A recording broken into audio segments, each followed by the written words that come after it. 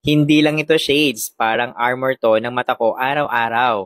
Ito yung Shimano Polarized UB400 sunglasses na lagi kong gamit. As in, everyday sa loob at labas ng bahay. Totoo. Dahil kapag nasa loob ako ng bahay, nakaupo, nakaharap sa phone. Dati, kapag matagal na ako nagsiselfone, kahit nakadim na yung screen, sumasakit na agad yung mata ko sa liwanag. Ngayon, sinuot ko lang to, sobrang anggaan talaga sa pakiramdam.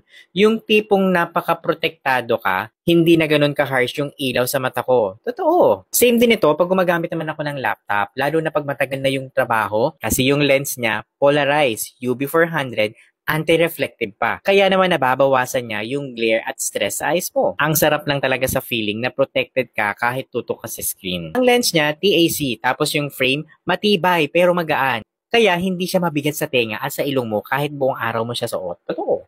Tignan mo naman. O, di ba?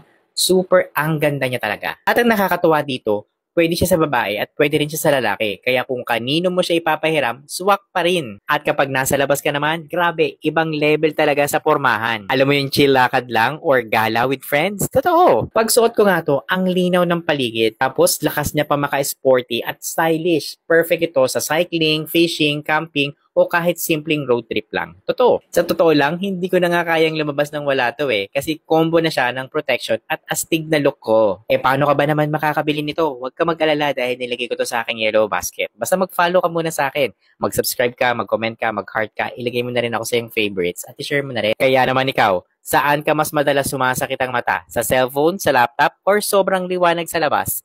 I-comment mo nga.